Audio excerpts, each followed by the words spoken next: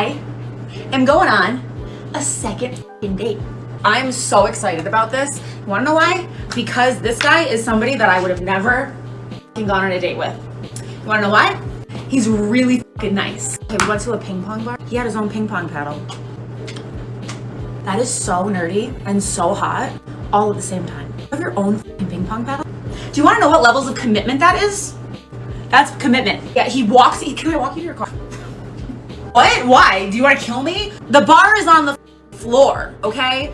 All right, like I had a great time with you, like I'd love to see you again. Messages me, I had a great time with you, I'd love to see you again. I've given you my number, but if you want me to reach out to you first, that's totally fine. Just leave me your number and I'll shoot you a text.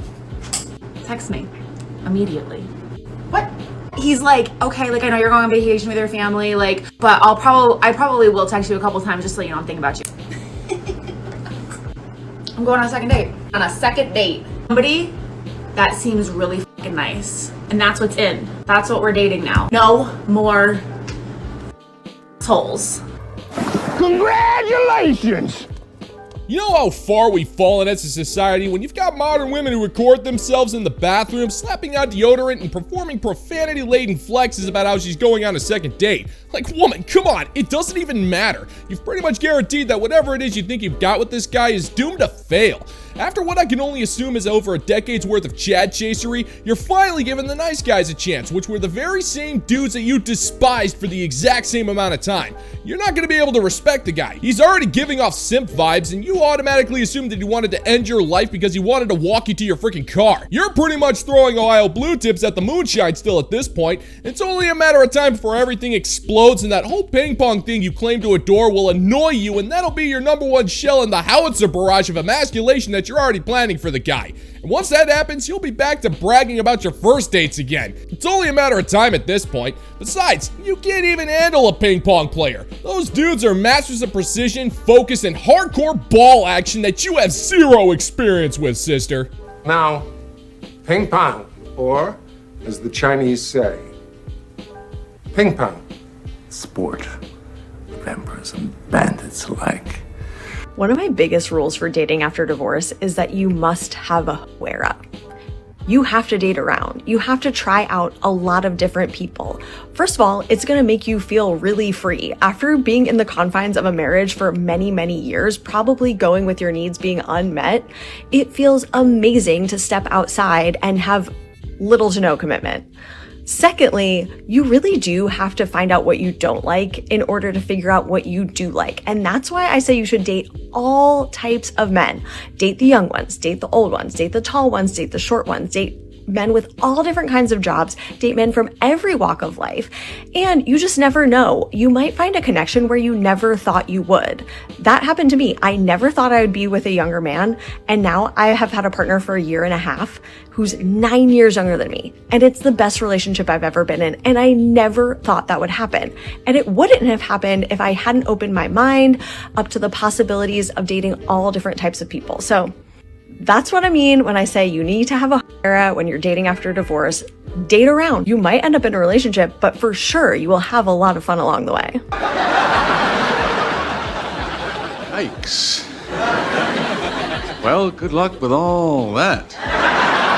Oh, sure. There is no better way to open up your mind by going out there and opening up your legs, huh? I mean, that's literally what a 304 era is, you dim-witted broad. It's just you passing yourself around to every Tom and Harry Dick in the Tri-County area like a bottle of horseradish sauce at a mid-tier prime rib casino buffet. All this is going to do is warp your mind because you're just going to go out there and rack up a body count. And it's ultimately going to solve nothing anyways. If you've been on this earth for over 18 years and you still have no idea what you even like, then porking every dude in sight's not going to change that. If anything, it's just going to make things worse. It's just going to cement this idea that all men are trash because you've sampled all sorts of different men, then you're just going to find excuses to despise all of them.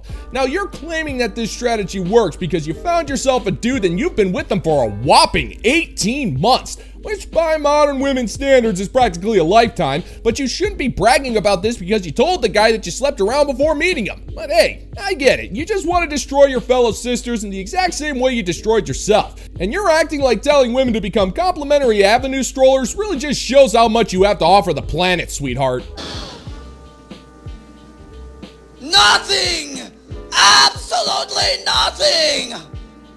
stupid! You're so stupid! Saying this, it is meant to find you. Only baddies will see this, and I'm convinced that baddies watch these videos. If you aren't following me and you're a baddie, I don't know what you're doing, because that's what we are here. Anyway, if you get fumbled by someone who is not on your level, less than you, it's because they can't hold a baddie down. They know they can't bag a baddie. I have seen this happen to so many of my friends. It is actually crazy. They are the most gorgeous, unbelievable baddie. You'd see them and think it. You'd see them on the street. Yet, go out with weasels and the weasels can't hold them down because they know deep down that they're not good enough. So maybe the person that's ghosting you isn't for you. You're a baddie and know that they can't handle it. If they were for you, would be treating you like the baddie that you are. Convinced they're gonna fumble the out of a baddie that they know subconsciously they can't handle. It is self-sabotage. Speaking from experience as well. You keep using that word. I don't think it means what you think it means. Well, I had to break it to you, sister, but you were most certainly not fumbled. You were tossed down the very same manhole you crawled out of. Men do not want baddies because bad is the operating word. You're bad for his peace, you're bad for his mental health, and you're just ultimately bad for his soul. You're toxic, you're self-absorbed, and you honestly think you're awesome when I can just tell that your ability with a foam sword is incredibly lacking at best, and men don't want that. They want a woman who's gonna be nice to them, be friendly, and cook a meal that's the literal opposite of bad, but you can't do any of that. You're so far up your own ass with this idea that the world wants more of you, but just take a look around you. The numbers don't lie. You have this oversized gaggle of women who are apparently hot, smart, and just all around the total package. But if that was the case, then why are all of you awful when it comes to men? You'd think that one of you would accidentally find a good guy, but that just never seems to happen. Men don't want you because, well, you're freaking worthless. You add nothing to a man's life and he knows it. That's why we didn't fumble you. We ran away from that ball because it was made out of pure plutonium. You're acting like that means men can't handle you, and that's not really the case. We're just not willing to touch a woman who's so radioactive that you'll disintegrate our DNA after being within a half mile of your freaking presence. That's funny because it's so true. He'll commit when you stop letting him act single with girlfriend access. A lot of women think clarity comes from waiting, being patient, or proving you're easy to be with. But men don't step into commitment when everything they want is already available without it. If he can sleep with you, spend time with you, get emotional support from you, and keep you in rotation while still moving like a single man, there's zero incentive to change the dynamic. Access without accountability teaches him that effort is optional. It's not always malicious. Some men genuinely assume you're fine with the arrangement because you haven't shown them otherwise. Rules of engagement matter, not ultimatums, but standards, not threats, but clear boundaries. The moment you stop playing the role of partner, you force him to choose, step up or step out, and either outcome gives you clarity, which means you finally stop waiting for a title he's already benefiting from not giving you. Great plan. Thank you. He likes your plan, Chief. Oh, come on, woman. You literally told other women to make threats and ultimatums. It's all in the language that you're using. You're telling women that by sleeping with the man or giving him emotional support or just being friendly are all transactional. And if he's not willing to dub you with the title of girlfriend, then you're willing to withhold those things from him. Those aren't standards. That's forcing the guy into a corner. And what makes this worse is that you think it's actually gonna work. Well, it's not gonna work on Jet because you'll throw out all of those so-called standards the second he gets your Snapchat. He's not gonna buy the cow when you're milking him for free. And the only types of men that would agree to this type of lunacy are the simps. And even then, you're gonna resent them for respecting the very same boundaries that you set. So it's never gonna work. And that's because you hold no power over the men that you want. They won't commit to you because he knows just as much as the women do that there's no point in making such a commitment. And 9 times out of 10, you're gonna be fine with it because you think you're just one pork session away from changing his mind. And if you give him any ultimatums, he's just gonna kick you to the curb because he has options and frankly, you don't. You need to face the facts, sweetheart.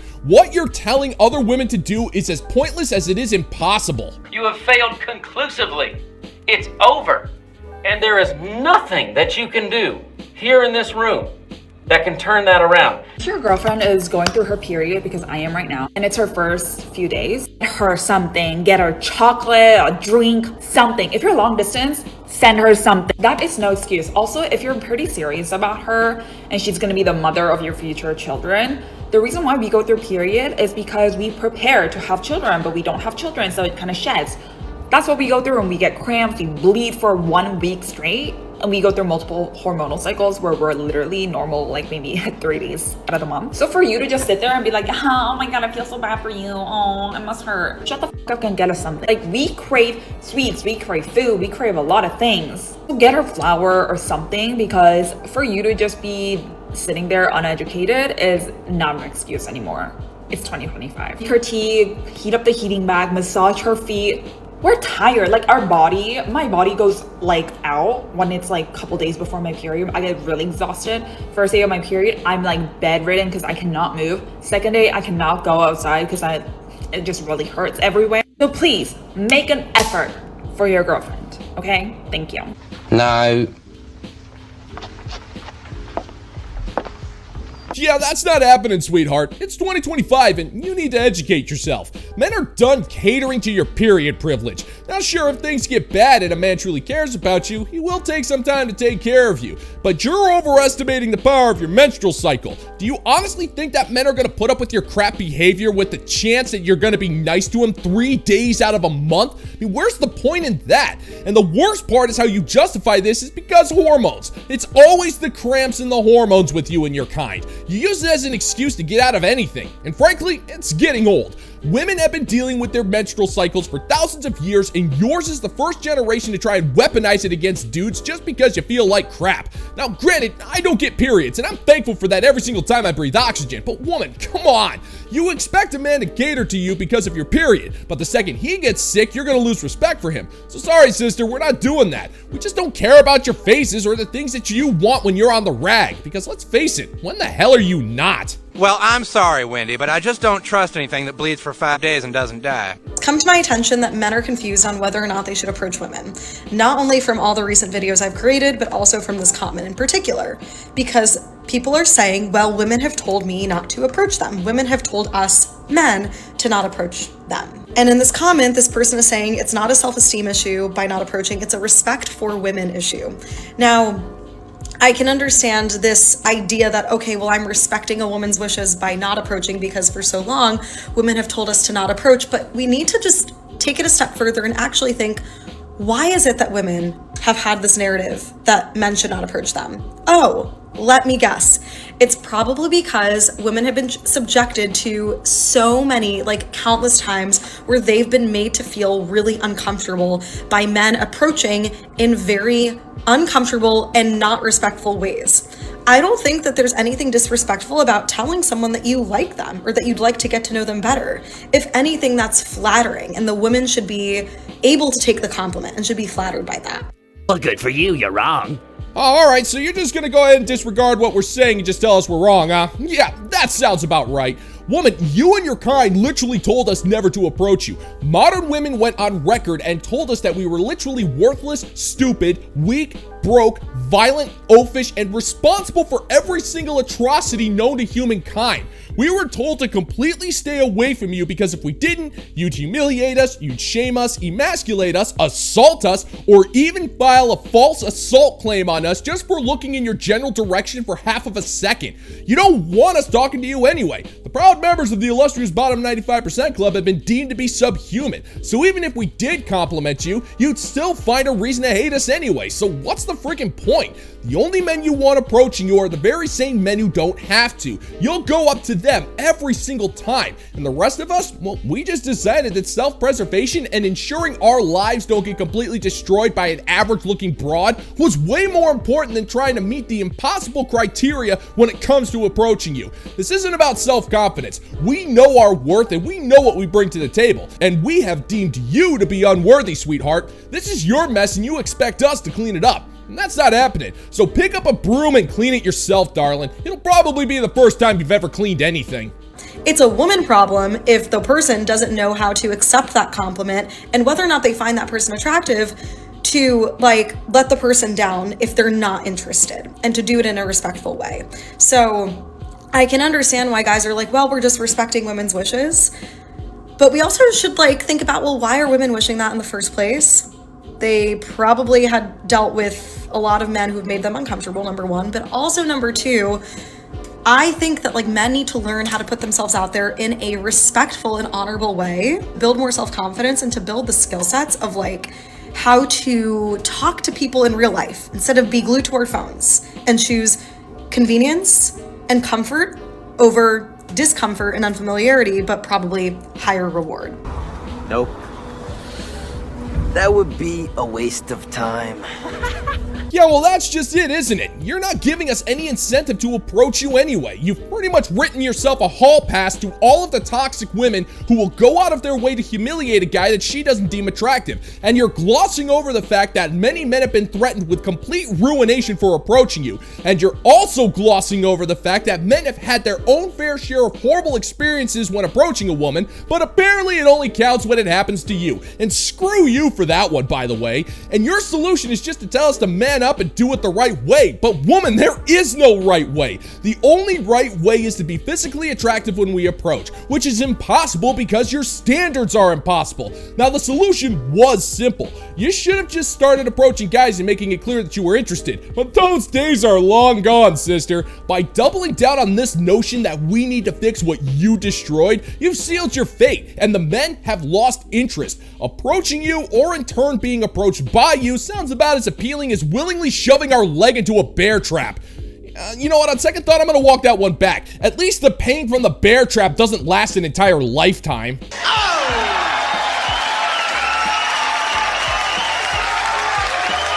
Don't ask me how I know this, but I am fairly certain that when it comes to bear traps, you want the fine members of the bounty board over on Patreon at your side for those situations. Whether it's needing one, escaping from one, or just checking out a museum of them, the bounty board has always got your back. All hail!